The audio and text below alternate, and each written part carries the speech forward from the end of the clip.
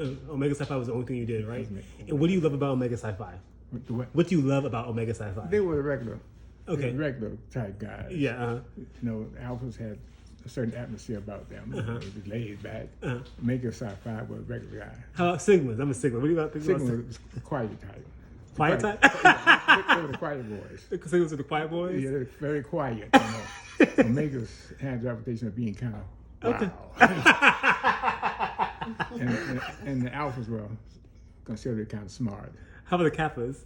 Kappas were, they were, the kind of guys in Kappas were guys that didn't take no foolishness. Okay. So they were little walls if necessary. They were what? They would take that kind of foolishness. Okay, yeah. They could not be pushed. Okay. But they were smart too. Mm-hmm. So, Omega's, I get it. Yeah. Regular guys, street guys. And Sigmas are quiet. I think we are kind of quiet. Yeah. Not really, but. Yeah, they're kind of quiet but smart. Sigmas was considered to be very smart guys. Yeah. They were not there, acting a fool. They always were laid back.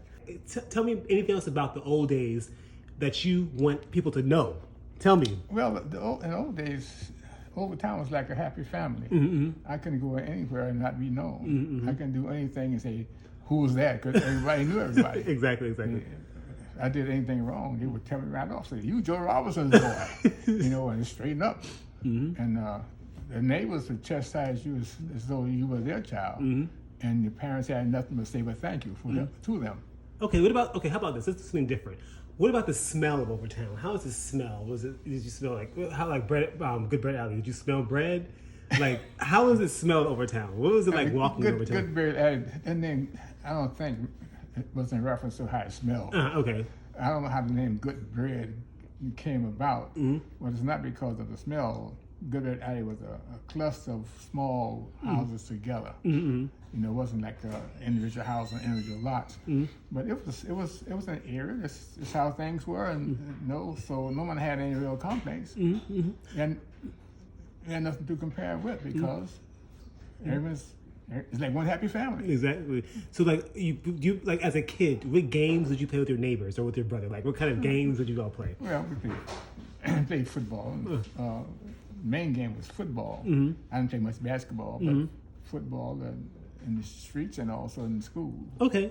That was my main sport. So that's how you had your fun. You played sports. Yeah. Okay. Yeah. Y'all had TVs back then or radios that you all used. Yeah, we had. Miami Times probably. Yeah, Miami Times.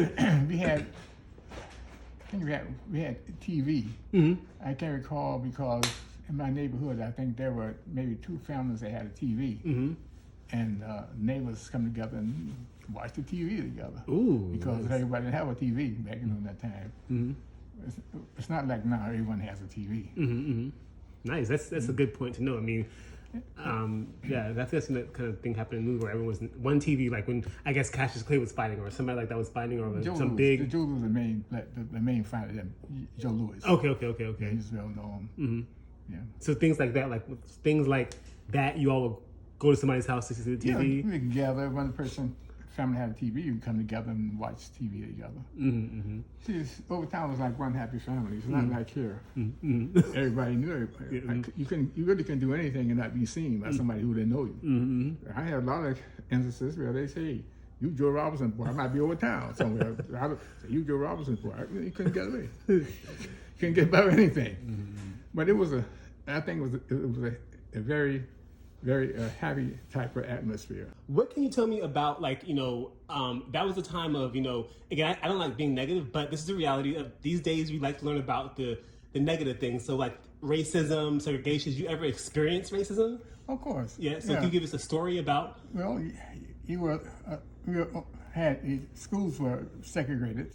Blacks had their schools, and whites had their schools. There were no integration in schools was concerned. And also, even on the buses, blacks always sat at the rear of the bus, and whites sat up front. And sometimes the back was packed, and the blacks still had to stand because they were not allowed to sit in the front of the bus. And the places that you would go sometimes are segregated. Just certain things blacks couldn't do and couldn't go.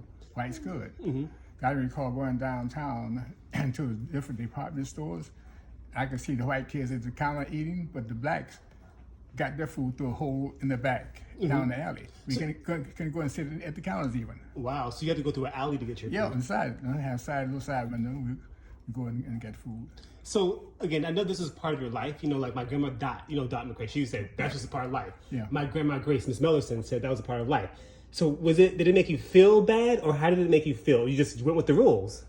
That's how it was. Yeah. You didn't give it a second thought. Yeah, you just go with the rules. Just how it was. Yeah, it's just how it was. So it's not like, because people always think, oh, it's yours. No, it was just something, it was the rules. It was the rules. So Yeah. we were accustomed to it. Yeah. That was just it.